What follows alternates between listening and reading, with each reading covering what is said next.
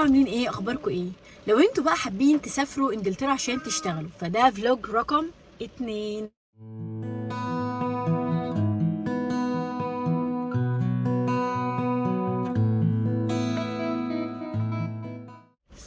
النهارده هتكلم معاكم على تأشيرة العمل او فيزا وورك. الفيزا اللي بتخليك طالع من بلدك جاي تشتغل هنا. دي اسمها تير 2. كله بنفس الطريقه، هتخش على السايت بتاع government.uk وهتكتب تير 2 او فيزا وورك. عايزه اقول لكم تريكايه صغيره ممكن تعملوها قبل ما تبداوا تعملوا تاشيره العمل، ان انتم ممكن تدخلوا على كل الابلكيشنز والسايتس بتاعت الوظائف وتشوفوا الوظائف اللي هم طالبينها هنا في سوق العمل لسنه 2023 مثلا، وتقدموا على الوظائف دي الاول وتتواصلوا مع الشركات ذات نفسها مباشر، لان ده اللي انت محتاجه في التاشيره بتاعت العمل. فانت لو شفت اصلا هم محتاجين ايه السنه دي هيبقى سهل جدا تختار الشغل. تاشيره العمل من الفيزاز اللي هي complicated little bit، بس في ناس كتير بتعملها. خليني بقى اقول لكم بنقدم ازاي خطوه بخطوه.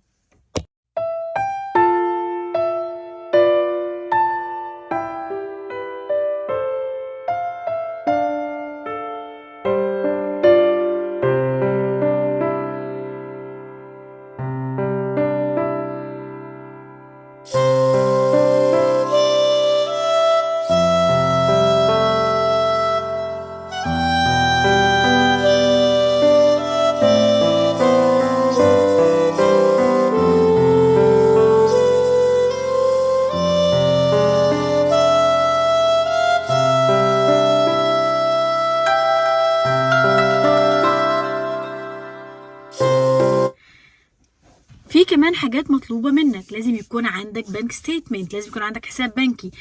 الفلوس اللي جوه الحساب بيكون 900 باوند، يعني مجموعها كلها 900 باوند. يبقى في لتر من الشركة اللي هم هيوظفوك، يبقى عندك خطة او بلان هتقعد فين وهتسكن فين. ولو انت دورت على سكن وتواصلت مع الايجنسي اللي بيأجروا، تاخد الليتر ده برضو هتقدمه كايفيدنس، وهتحدد كمان ميعاد في المقابله عشان تروح تقدم كل الايفيدنس اللي معاك عشان يساعدوك تاخد التأشيرة. كل الوظائف هنا محتاجة تصريح عمل، فلازم تكون حاصل عليه من خلال صاحب الشغل او صاحب الشركة اللي بعتن لك التأشيرة. لازم يكون يجيب لك تصريح عمل. طيب في حد ممكن يسافر يشتغل من غير تصريح عمل؟ اللي هم الفنانين، الناس اللي عندهم سكيلز عالية جدا، الناس اللي بيشتركوا في اوبرز، ودي للبنات مهمه جدا. طبعا النانيز او البيبي سيتر بيشتركوا في ابلكيشن كبير قوي اسمه اوبير. لو انت جيتي عن طريق الاوبير ممكن ما يبقاش ليكي تصريح عمل لما تيجي تشتغلي هنا.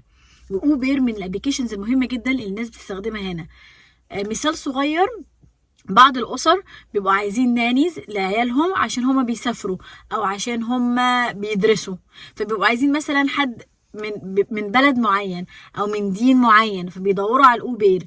نصيحتي لكل البنات، دخلوا بياناتكم وخلي عندكم اكاونت اوبير احتياطي. كل الستات هنا عندها اكاونت في اوبير. طيب 2023 ايه الوظائف المطلوبه هنا؟ الوظائف المطلوبه رقم 1 داتا اناليسيس، 2 مانجمنت، 3 المجال الطبي دكاتره ونيرسينج كتير جدا، رقم 4 تيتشنج، عايزين في مجال التدريس، عايزين مدرسين، في عجز في المدرسين هنا، رقم 5 وهي الاتش ار والمانجمنت، عايزين ناس في الاداره وناس شغالين في الاتش ار. فلو انت شايف ان انت اشتغلت قبل كده في الوظائف دي وحابب تكمل، سهل جدا توفر الشروط بتاعت فيزا العمل وتقدم على فيزا العمل في خلال 3 شهور هيجي لك الرد والموافقه كمان. في حاله ان انت ما قدمتش ايفيدنس او في حاجه طلبوها منك وانت مش وفرتها في الوقت ده، التاشيره بتتلغى.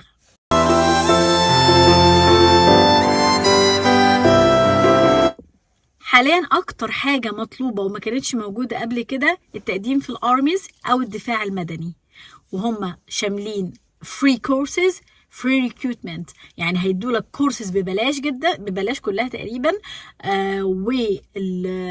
والتوظيف لما تخرج بقى تتوظف في الدفاع المدني او في الجيش هنا، بيبقوا ضامنين لك الوظيفه. شروطها ايه؟ برضه هحط لك الويب سايت تبص عليها.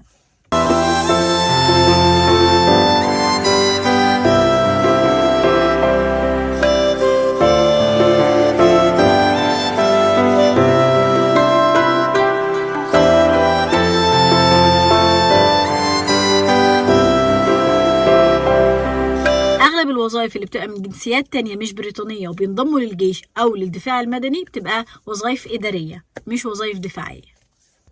نقطة بقى مهمة جدا، أي حد عايز يسافر أو أي حد بيعمل التأشيرة وعايز يجي هنا يكون حاطط دايما في دماغه ان الجو هنا ضبابي، الجو برد، ساعات بيجيب اكتئاب، لان اغلب الناس لما بيجوا لهم هوم سيك، واول ما يشوفوا الجو ما بيبقوش عارفين لا يشتغلوا ولا يدرسوا ولا يخرجوا من البيت.